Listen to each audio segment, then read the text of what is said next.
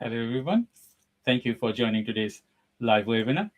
I'm your host, Dr. Shah Siddiqui, and we have a special episode today to talk about beyond borders smart strategies for global workforce management. And we have a very specific and special guest today to talk about it.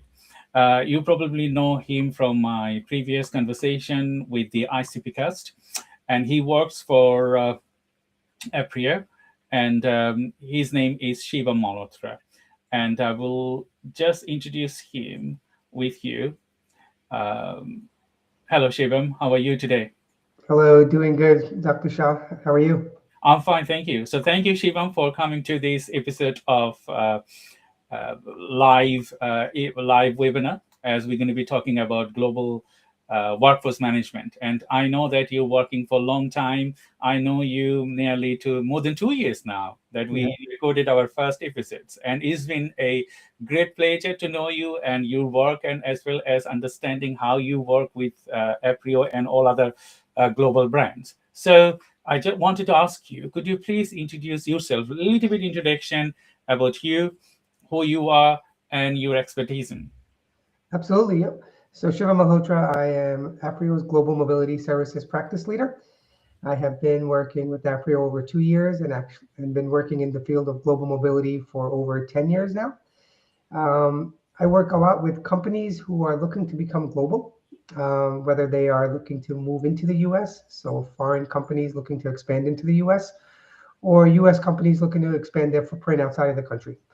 I also work with the individuals on making sure that their tax filing obligations are handled no matter where they live and work, and making sure that everyone is compliant throughout this whole process. As expanding your work beyond the US and to different countries raises a lot of compliance obligations. And that's what me and my team at Aprio help manage and make sure that everything is done smoothly from day one.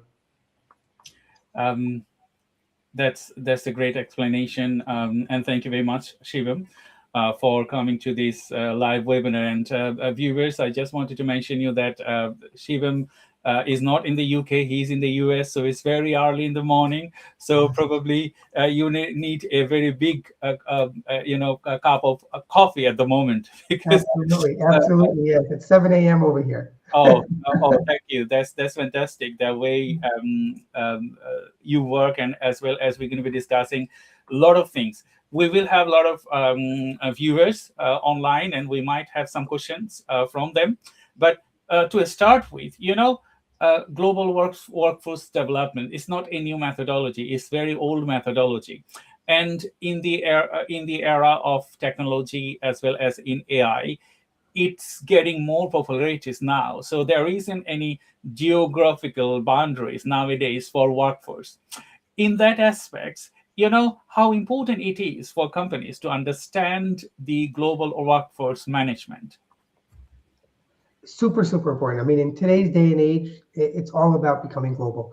So expanding your borders, expanding your reach, helping your clients all over the world, helping your team members. It's just the way of work now. I think it has really picked up over the past 5 years with companies looking to expand themselves and go global. And it is something that I feel that companies that are looking to grow, it is an absolute necessity. Restricting yourself to one location or one country is not how you become successful anymore. It's making sure that you expand globally and have a global presence so you could provide services to clients all over the world. And I think while companies are doing that, it's very important to do it strategically and making sure that you're doing it compliantly. It's one thing wanting to expand and doing the expansion. It's another thing doing it right and making sure that you're compliant in all these other countries. Since I'm based in the US has a very different tax system than many different countries, both at the corporate and individual level. And I think that's something that we try to educate our clients who come to us that are looking to go global, is making sure that, it's not just the US rules that apply to you anymore, it's the global rules. It's the country that you're looking to expand into. And this is both at the corporate and individual level that people have to be very aware about.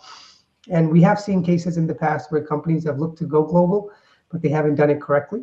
And they have had some issues as they've made that expansion overseas.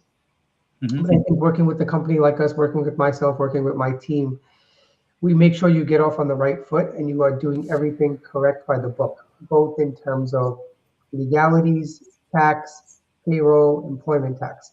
There's a lot of different mechanisms as you're looking to expand, and I think making sure that you tackle each one properly is really important in your long-term success of your plan to go global.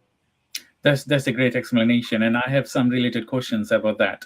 You talk about compliance and legal consideration first, because in the US and the UK, they are probably in the first row when it comes about compliance and legal consideration. So, in relation to compliance and legal consideration, how businesses can think about that, because any businesses, they are working in the US or UK, they have to maintain that. If I give an example of like Microsoft, okay, they have US companies, they have UK companies, and they also have places all over the world. So in relation to that, how important it is to maintain the legal compliance and considerations of how they can manage it better. Absolutely. Yes. So I think the legal compliance is probably the first step in making sure that all your registrations are done locally in that host country. And it's not going to always be a US advisor, like if that would be able to assist you with that. You need that local advisor in that country to make sure that they could assist you. And I think that's where we help our clients, is that we have reach throughout the world in helping these companies become global and making sure that they are able to do these things in these various jurisdictions. It's not just in the US, it's also, like you said, in the UK, and being able to partner with these other firms in these local jurisdictions and them explaining us these laws, right? Because the legalities that apply in the US might not apply in the UK, or they might be more stringent, or they might be different, right? So making sure that you understand these local jurisdiction legalities is very, very important in terms of making sure you're registered, you have all the correct stuff done up front, both at the corporate level and then again at the individual level. Because as you expand globally, your company is expanding, but you also need boots on the ground in those various jurisdictions. So making sure the immigration is done properly for these individuals so they don't run into any issues, making sure that they have the correct visas and they could work in these jurisdictions and help the company expand. It's all a cycle, that kicks off from the legal aspect, and then you go into more of the compliance and tax aspect. Making sure you get the first thing right is what helps you continue on to your path of being successful in becoming a global company. A company like Microsoft is so well developed, right? They have such a good footprint, and they're such a well-oiled machine that they've expanded to so many different countries, right? But they didn't start with all those countries at once, right? It was one by one by one, but they have such a sound footprint in these locations and such a sound internal team that makes sure that everything is being done properly in these locations. That's a great explanation, and I will come back to more regarding compliance and all other things. You know that compliance, we talk about big companies, they have lots of money to invest in any place they would go. Now we have seen that Trump administrative legislation for higher income and adding more value and adding more money towards their ports, they have implemented a lot of things. So companies like lower income threshold, they cannot bring people to the US because they have to pay hundred thousands of US dollars. In that aspects, I think this global footprint of working abroad and creating the contribution from a place, they don't need to come to UK. How it is functioning in the US right now? Is it functioning speedy, or it is just like they are not thinking about that? Yeah, yes. So I mean, with the new administration, and I don't want to get too much into politics, Yes. but with the new administration, a lot of things have changed on the immigration front, and things have really tightened up at the borders, right, compared to the prior administration, as well as the increase in fees, right, to get visas to come to the U.S. and excuse me, and work in the U.S. Totally different from prior administrations. Mm-hmm. So I definitely don't think it's speeding up. I think it's becoming more rigorous now to come to the US, and it's also becoming a lot more expensive. This new administration likes to grow their talent within the US, and they were and giving jobs to, foreign nationals coming into the US is not as much of a priority as it was in the past. It's really about growing that homegrown talent here in the country, which is great as well, right? It's totally good. But I think it also opens up the flip side of things where US individuals go abroad now and they look for jobs and they look for assignments overseas, more so than, foreign nationals coming into the US. So I think it has changed its trajectory a little bit. But again, administrations always change, immigration policies change. So again, you're going to see another change, coming up with the next administration after this one. So yeah, so in these aspects, is it an opportunity or is it a threat for global workforce management companies? So I think it's an opportunity. I still think it's an opportunity, but it might not be an opportunity per se in the US at this point, just because of how difficult and expensive it's getting to come into the US. But it's definitely an opportunity to expand outside of the US and companies to go to various different locations outside of the country now, and expand their global footprint. And I think also with remote work, a lot of people want to be working in different jurisdictions. They want to be traveling. They want to be digital nomads. They want to work from all different areas. And I think companies have realized that over the past 5 years or so, that employees feel that they're more empowered now and they want to go to different locations and start working there and exploring different countries and, maybe relocating there. So I think that has also pushed companies to, become more global and be more open to that, because it supports their employees. And then at the end, it supports their global footprint and their expansion overseas. That's a great answer, Shivam. Thank you very much. So thank you, everyone. You are watching live with me, 𝐒𝐚𝐡 Marketing and Sales Funnel Accelerator. We do live events time to time. We used to do a lot of live events last few years. Now we are very much limited to people that we bring, and as well as subject we will discuss. So we have people from Dubai, India, and South Africa. So thank you, everyone, for your participations and listening to us. We're going to be discussing more about global workforce management, because myself, I work in the UK. I also work in various other countries, consultancy and all other things that we do to train people in the workplace. So we're going to be talking more about that in next segments. So thank you, everyone. And if you have any question, feel free to ask me or Shivam if you have any specific questions, and we will go from there. So few things. I think we lost Shivam's camera. Okay, he's back again.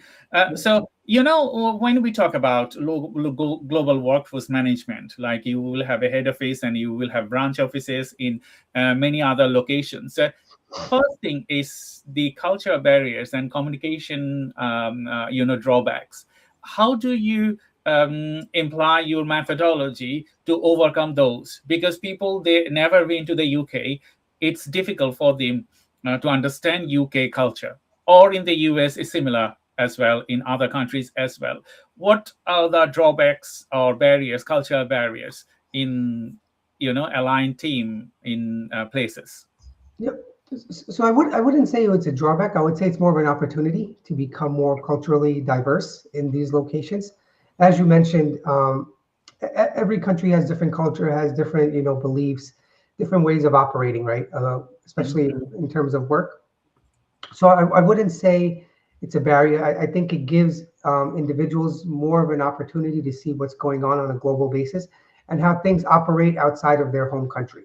And being able to adjust to that and being open to that will actually bring you longer term success, I feel, because being able to, when you work with clients, right, you might not just work with clients in your home country, you're going to work with clients all over the world. So being able to adjust and learn about these different cultures in these various locations really helps you connect with your clients, because you're able to sit in their shoes basically in that country. So I think it helps you in terms of your conversation and your development of people in these various locations. And it builds a different set of skills that you had just within your home country. You're really able to build your skills on a global level and interact with people all over the world, and do it in a way that makes them happy and really increases your knowledge of these locations. Because to be successful in all these countries, as you mentioned, you have to be able to adapt to these cultures, and you have to be open to it. right? Mhm. What worked for you in the US or what worked for you in the UK might not work for you in India or Dubai, right? They might operate totally differently. And for example, you could just say like I would say the work-life balance, right? In the US, it's all about work, right? We Mhm. always working, even when we're on vacation, we're working, we're checking our phones. What I've seen with my clients, a lot of times in European countries, it's totally different, right? When they disconnect, absolutely disconnect, right? They are taking their Mhm. vacation, they're not checking emails. And I think that really opens people's eyes here in the US, right? That a vacation is a real vacation, right? In some of these countries compared to the US, when you're taking a vacation, but you're still answering an email the next day, right? Or you're getting back to clients or you're hopping on a call. So I think learning this culture in these different countries is very important for you to be successful and for your company to be successful. Mhm. That's a great explanation, Shivam. Thank you very much. And viewers, thank you for watching this live webinar. As you know, that we are broadcasting a few channels in LinkedIn, Facebook, as well as YouTube. So please, if you are unable to see our live on LinkedIn, please go to Facebook or YouTube. You will see the link, and this will be also recorded as a replay, so you can replay these conversations. And if you wanted to signpost these events to any of your contacts, feel free to do so. And you can get Shivam details from his LinkedIn account, so she can be reached through LinkedIn. Or if you have any specific questions, please feel free to ask me or Shivam through the comment box. So we're gonna move into specifically talk about tax and immigration framework. If when you work in such a country, UK or US, or in EU, I would say they are probably thinking about tax framework and other things. Every businesses, they wanted to save tax. So in relation to that, how complicated these workforce force management system? Like if I have a office in the US, I have an office in the UK, or I wanted to hire workforce in India and Bangladesh. So I will fall into few more categories. Like I need to manage tax on US, UK, India, Dubai, Bangladesh, Africa, or any other countries. So how do we, a company, tailor this methodology? First thing is reach out to me, right? We will make things a lot easier for you. But it is, I mean, to be completely transparent, it does take a lot of time, right? And it takes a lot of effort and it is a lot of work, right? Getting set up in a Yeah. different country. For example, you're going to a new country, say you're only based in the US. First thing you have to do is, are you looking to set up an entity overseas? Are you looking to expand, make a branch of your US company? And Mhm. that involves registrations, that involves corporate tax, that involves payroll tax, that involves employment tax, a host country social security system. There's so many different aspects that come into play, and making sure that you're educated about all these various things is very, very important. That's when you have to lean on a trusted advisor like Aprio and my team, right? Where we will make sure that you are doing things properly from day one. You Mhm. don't want to go to a country and start expanding when you don't have everything in order, right? Because then you're going to run into tax issues within that country, and that's going to take away a lot of your time and productivity for Mhm. things that you could be actually focusing on in terms of the actual expansion and growth of your business. So making sure that your registrations are done, your entity setup is done, your payroll is running properly, your taxes are being filed as they should be filed, and making sure it's done on a global basis, right? Because now that you've expanded overseas, it's not just your US taxes that make a difference, it's your global taxes that make a difference. So you have to make sure that you're filing at a global level. And that will impact your US taxes, that'll impact your home country taxes. It's all interconnected the way it's done. But making sure that you do it properly is what's important, and making sure you have a trusted advisor is really important because they will guide you and make sure that you're doing everything done, because you don't know what you don't know, right? You're Mhm. going into these countries, you don't know what's going on, you don't know what you have to do. All you know is you want to expand and you want to grow your business. But working with the team that helps you and enables you to do that is very, very important. Thank you very much, Shivam. So I'm just going to show you the users and their messages. So from Dubai, we don't have the Dubai user's name. So it's hello from Dubai.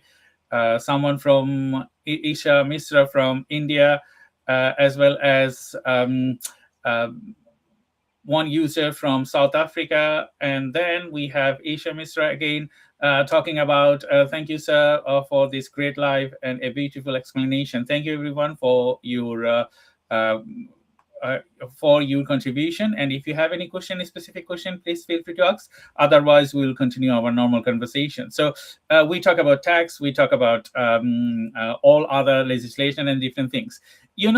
Aligning mobility with business objectives. Because first of all, if you wanted to hire a remote worker, you have to have your business objectives. How the first thing, what I have seen so far working with various companies, they wanted to lower their cost. That's the first priority. And when they think about lower their cost from USA or Europe or UK, they think about going to other subcontinent, specifically. In that way, how important to align your objectives to hire specific people in different country? Extremely, extremely important, right?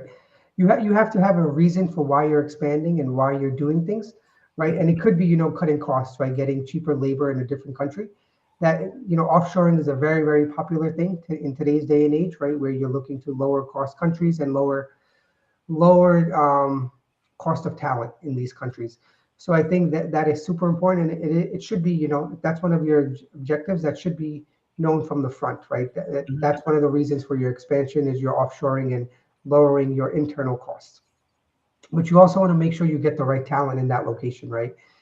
Finding talent could be a problem at times, right? And just expanding to a lower cost country where they might not have the specific talent you're looking for could actually increase your costs, right? Because even if you're going to a lower cost country, but you're not getting the talent that you need and the workforce that you need, it might just be an actual waste of your time at times, or you're not getting the productivity that you would have gotten in a different country or even your home country. So making sure that, your business goals align with the actual location that you're going into and doing your due diligence up front and working again with a good advisor who could help you in all these aspects is super, super important, right? Because going to a new country is, again, unknown territory. Now, finding talent in that country, again, is going to be something that's totally different. And how you recruit and hire that talent, as we talked about, is going to be different just based on cultural differences in different locations, right? The way we recruit and hire in the US might be totally different than what they do in, say, the Philippines, right? It could be very, very different in terms of how we operate and how we do things, and making sure that you're aware of that and doing it properly and getting the right talent that supports your business and expansion is extremely, extremely important. Yes, I can relate what you're saying. That I have known many companies in the UK and in the US. Sometimes they hire very, very cheap laborers, and there are struggles as well, because I have seen people, they spend a lot of money, but at the end they are not getting what they are looking for. So it's just like catch 22 situation. Like, you wanted to save some money, and then you take a decision, and then you go to a foreign country and you don't get the thing you are looking for. So it's become a mess. Okay, so how companies, as your previous conversation, how companies will align their policies or working for remote or hybrid teams within these methodologies?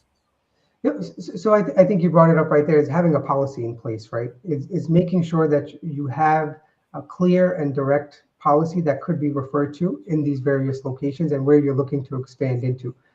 Without having that in place, right, you're really just operating off of nothing, right? Making sure that you have a clear and direct policy in place and what you're looking for in these locations is super, super important as you look to expand, right? And a lot of times, like we talked about in the beginning, people expand just to expand without a reason or without a clear objective for these expansions, right? But making sure that you're very clear on each aspect of your expansion, including talent management and workforce management, and finding that talent is very, very important. And making sure you have that talent in place before you actually start operations in these foreign countries is extremely important.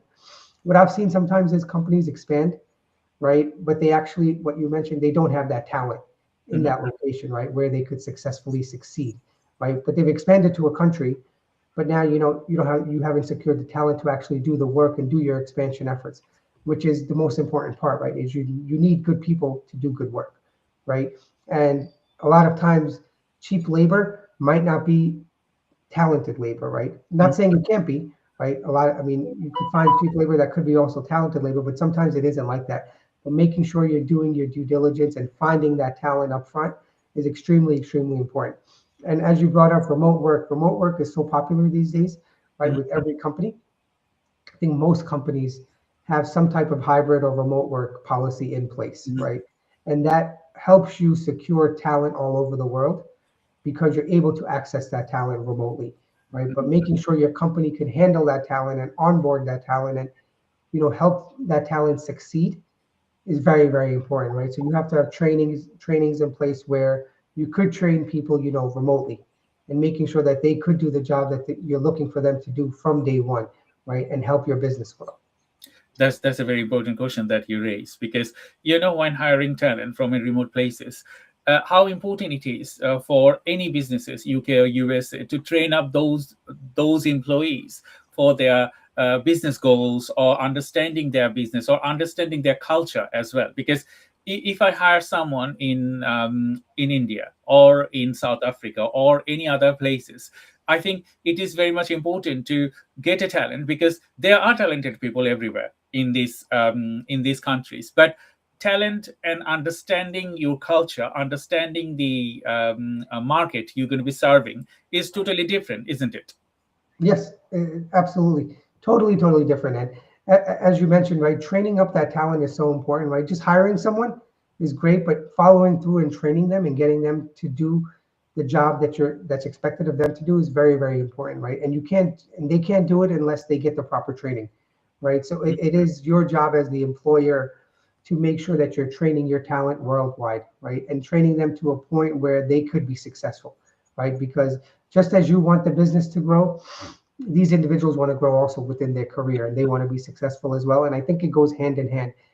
If they're Mhm. successful, your business will be successful. If they're not successful, the business won't be successful. So it's very important to invest in your talent and making sure that you train them and get them to do the work that you need them to do to be successful. That's a great explanation, Shibam. And I have seen these gaps everywhere, because when people wanted to cast their cost, and the thing that they wanted to cut their cost, but they don't think about a proper methodology. So when you do not have a proper methodology, is a problem, because you have to have a proper methodology how you onboard a global talent within your team, and how you train up them, because they are not they are not doing in-person offices in the country that you operate, but they may be doing in-person offices in their country, and their culture and their situation, their training, their understanding, totally different. Recently, I'm working with a Bangladeshi pharmaceuticals company, and we're working quite a bit of work to understand the workforce, as well as managing them and training them to the specific levels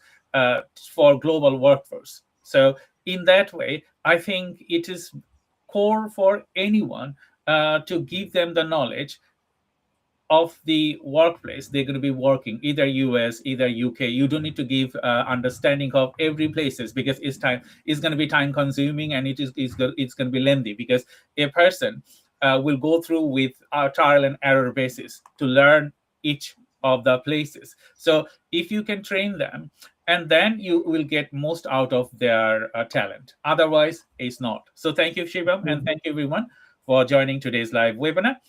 We are talking today smart strategies for global workforce management, and you are watching this live webinar at the 𝐒𝐚𝐡 Marketing Agency and Sales Funnel Accelerator. And we have Shiva Malhotra with us. He's a partner, Global Mobility Service Practice Leader. So we're going to jump into our next conversation. So if you have any question, viewers, please feel free to answer us. Feel free to add the question on the comment box, and we will try to answer those questions for you. Now, as we discuss a lot of different things, and the technology is evolving. And in this evolving technology, I think it's lots of hundreds of different type of tools, AI, creating another layer of complicacy, and as well as solutions. So in that scenario, adding a team and then aligning current tools and technologies to streamline the operation, how important it is for the business, or as a consultant like you, to understand aligning tools for the global workforce management? No, it's imperative, right? It's very, very imperative to make sure that you have the right tools in place as you expand. As you mentioned, there's so much technology out there these days, especially with AI, that it could really simplify your operations and make things a lot easier as you're looking to expand and as you're looking to, do work in these various locations. One thing I think that's very important is cybersecurity, right? As you're looking to expand, it's making sure that you're doing it in a secure way and your company is not exposed to any, cyber threats within these various countries, right? Each country has its own threats, right? And as you're looking to go into these countries, it's very important to tackle these issues, right? Because some of the threats that might be prevalent in the US will be totally different in the UK, right? And there's different things going on over there.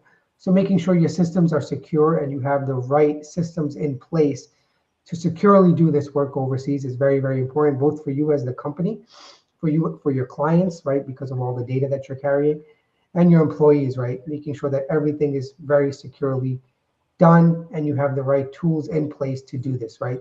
Doing some compliance work is great, right, but making sure you're doing it securely is even more important, right? You don't want to run into any data privacy issues, any cybersecurity issues. You don't want to make headlines for these kind of things, right? And we've seen it over the past, over years, right? Where there's been data security leaks, where there's been cybersecurity issues, and that's just bad publicity that companies don't want, right? So as you're looking to make these expansions, it's very important to have these tools in place. And sometimes, no matter what you do, you're still going to be exposed to it, right? Some of these issues will still come up, but making sure that you're doing the best possible things and that you're aware of it is very, very important to have a successful launch overseas. And I think companies need to be aware of this and they have to, it's an investment that they have to make within these tools, right? You have to invest in your security, you have to invest in your privacy. It is things that you have to do, and it is a cost that should be taken into account as you're looking to expand, right? We talked about talent, how you have to find the right talent and making sure that that talent is successful by training them. But you also have to make sure your systems are secure as you're going overseas and you're crossing borders. And different countries, again, have different protocols, and learning these things is very, very important. I totally agree with you what you said, Shivam. You probably heard about the Jaguar Land Rover in the UK. So they were off for 4 or 5 months, and they I think lost billions of pounds, and they spent hundreds of millions of pounds to fix what they have done. To fix their network issues. So I think there is a common understanding or common practice there. Don't worry about that. We will worry about the security later. So I have seen that businesses, they add any tools, cheap tools, okay, and they don't think that they have to have a compliance in place. Like, okay, what type of tools you want to embed? One thing. Are these tools secure for your business? Because if you're a business in the UK or US and you're thinking for global expansion, that means your security is very much need to be tightened, because without having a proper security, anything can happen. I have seen companies in Bangladesh, in India, and any other places that mostly with just one attack, their entire system is down. They could spend like little bit of money towards it and could have prevented those situations, but it didn't happen. So thank you, Shibam, for your great answer. So we have one question from Isha Misra. So he asked, the question is there: I'm an IT student aspiring to build a career in HR and management. From your experience, what practical skills or habits should students start developing now to succeed in people management roles? I think we're going to be talking about HR and team management as well in our next conversation. But if you have any question to any answer to Isha Mistra's question. Yep. So let me just look at the question again. Yeah, so I think in people management roles, right, and you being an IT student and building a career, I think it's very important to ask the right questions and be willing to learn from day one. As you begin your career, you have to be very curious about a lot of different things, and you can't be shy about it, right? You have to ask the right questions because when you're starting out your career, you really don't know what you're getting into, and asking the right questions, finding the right mentors, working with the right people helps you build your career longer term, right? You need to keep learning and learning and learning, especially early on in your career, so you could get into those, management roles, right? You're not going to go straight from a student, to becoming a manager at a company, right? You have to build your own footprint, and it takes time and it takes a lot of knowledge, right? So being curious and being open to learning is extremely, extremely important. And I always say this, right? Once you get out of college, right, your learning doesn't stop, right? People think you're out of college, you're done with studying this and that, but when you start working again, it's a totally different type of learning that you're having, right, and a totally different type of tasks that you're taking on, but your learning still continues. So even once you're done with college and you're done being a student, you're still a student, but now you're a student at work. And being open to that and being curious about that is very, very important as you build your longer term career. Thank you, Shivam. Thank you very much, Isha Misra, for your question. And if any of the viewers want to ask us question, feel free to add them on the comment box on specific social media. So, we talk about in relation with the Isha's questions, HR administration. How important is it to align your HR to your global workforce management? Because it's a added cost. If you have a HR in the US, you need to hire a team in India or in South Africa or any other places. You also need to have a HR there. So how important to align companies' HR and policies to maintain the same standard? It's super, super important, right? And again, it's a cost that has to be undertaken, and it's a cost that the company should account for, because HR is extremely, extremely important, right? Whether it's here in the US or it's in the UK or in India. But again, the policies are different in all these different locations, and making sure that you have the right people within these jurisdictions, Mhm. that you're following these laws and regulations within these local countries is extremely, extremely important. Some of the policies in human resources that apply in the US will be totally different than that they are in the UK and in India, right? And having that local talent and that expert talent in place advising you as the company is expanding is very, very important, right? And making that investment in the people is extremely important as well.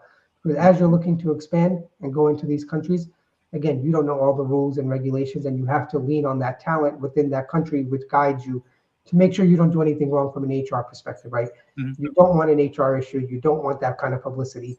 So making sure you're doing it properly and you have the right talent in place is extremely, extremely important.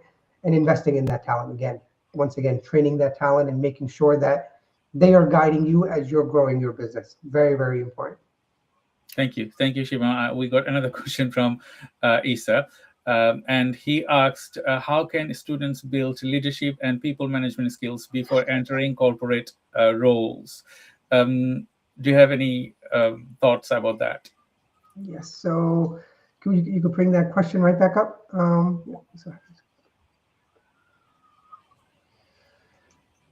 I think it's the soft skills. I think the soft skills are extremely, extremely important as you're building people management skills, right? How you work with your colleagues, how you work with other people, right, is extremely important. And it's something that you develop on a daily basis, right? And the more and more you get into your career and the more experience you have, the easier it becomes, right? Being able to build those soft skills, being able to talk to your coworkers, talk to your peers, have those difficult conversations, because not every conversation is going to be rosy. You're going to have some times where things get difficult and they get uncomfortable, they get awkward, but you have to be able to manage that from an HR perspective, from a people management perspective. And I think it's something that you gain with experience. It's not something that could be taught Mhm. overnight. It's something that as you develop yourself, as you develop your personal brand, as you develop your character at work, it's something that you will build. And everyone's people skills are totally different. Like Dr. Shah, yours and mine will be totally different, right? But we Mhm. still know how to operate within our own business, right? And we still know how to work with different people. But the way we do it is going to be totally different. And I Mhm. think that's totally okay, and it's the way it should be. I totally agree with you, Shivam. And to Isa, there is a methodology for anything. When you start the journey of you, I would say the world journey from a student to become an entrepreneur or become an employee, you have to have that journey started. So you are a student. So you probably know in the UK, I know that you can engage with various type of student projects or student counseling or student a lot of student things are happening in the USA and in UK, that you can engage with different type of projects, and you can get your skills developed with leadership skills and people management skills as well, because it's possible to do that. Another thing that you can do to engage with internship, like, okay, there will be a lot of people, a lot of organization there you can go and shadow what you wanted to do, because businesses like us and businesses a lot of, and all mainstream businesses as well, they will want some people to do internship over there. So if you particularly apply for management or leadership thing as a HR, you can go over there and learn from them, because as Shivam told, this is a true fact that you cannot learn things if you don't engage. You have to engage. You have to engage with a business. We have to engage with people to develop these skills. These skills will not automatically grow. You might have this tendency, you might have talent, but this talent will only be fulfilled when you are in practical task and practical workplace. And that's the only way to do it. Otherwise, you go to university, you take courses and all those things, that will give you knowledge about the settings, but practical things is different. So thank you, Isha. And if you have any more questions, feel free to ask us. I'm just going to jump into my next questions, and we're going to be ending this episode in 45 minutes, so we have a few more minutes to talk about. My last questions is that, okay, we understand it's an opportunity for global workforce management. We understand we need to align technologies, we need to align policies, and we need to align all those things. Uh, what's the biggest risk managing global workforce? Biggest risk is not knowing what you're getting into and not being prepared for the worst, I think, right? As you expand your talent overseas, as you expand your company overseas, right? It sounds great, right? And it is great, right? But being prepared for it not being done the way you expect it to, and being able to pivot during that process is very, very important, right?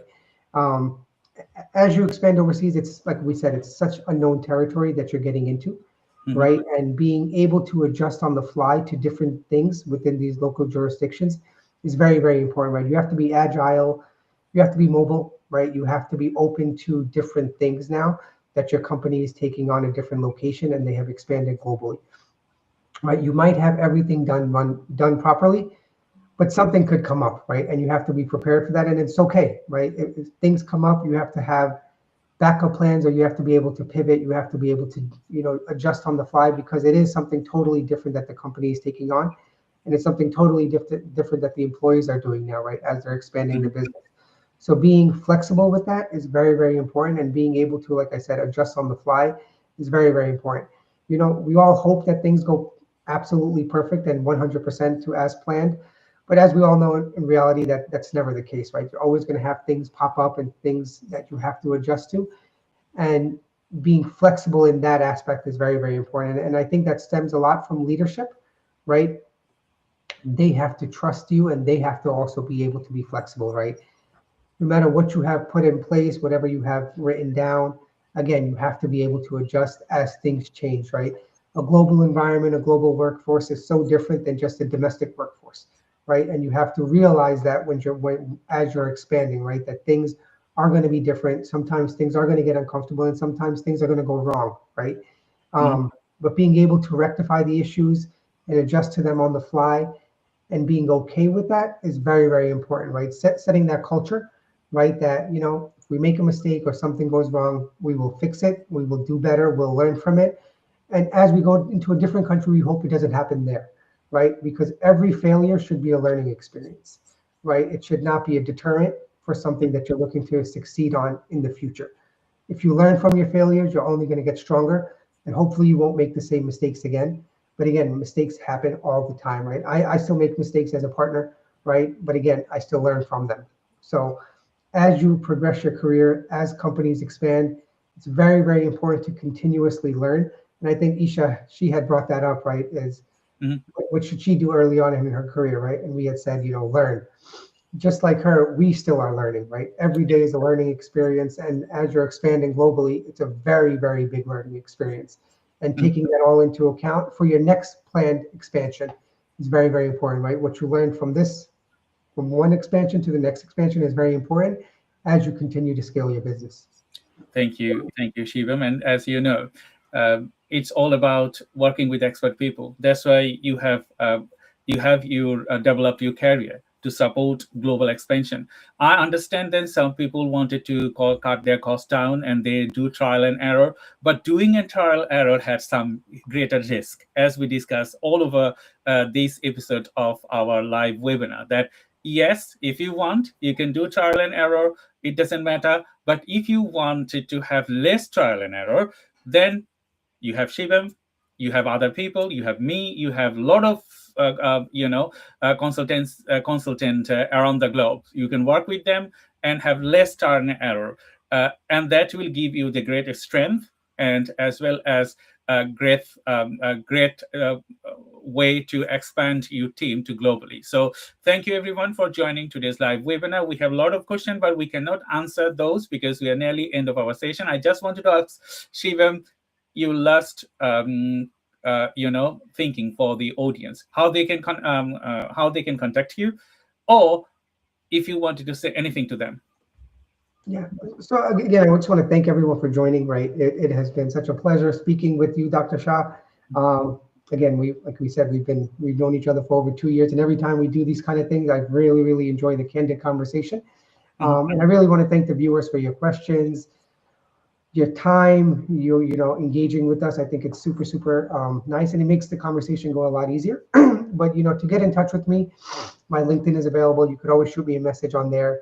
I'm on my company's website, aprio.com. You just look up Shiva Malhotra, you will find me. Reach out to me for any questions, any guidance that you need. We're always helping companies expand. We're always, managing their global workforce for them, making sure they're doing things properly from a compliance perspective, from a legal perspective, immigration perspective, making sure that as they expand, we're helping them, right? We're their trusted advisors. And my team specifically is focused on international work.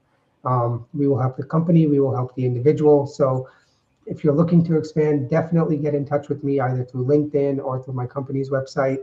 Would be happy to speak with you. And if there's any questions that you have on a personal level, right, like Isha had, right, feel free to reach out to me, right? I've had great mentors, I've had great people throughout my career, and I just want to pay it forward as well. I think it is very, very important that we develop the next level of talent.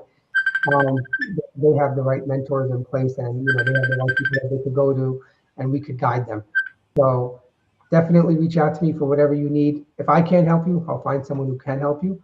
And I'm always open to a conversation. It's always great meeting new people. I've worked in different countries throughout my career, and I've learned so many different cultures by being in different countries. And I continuously learn on a day-to-day basis.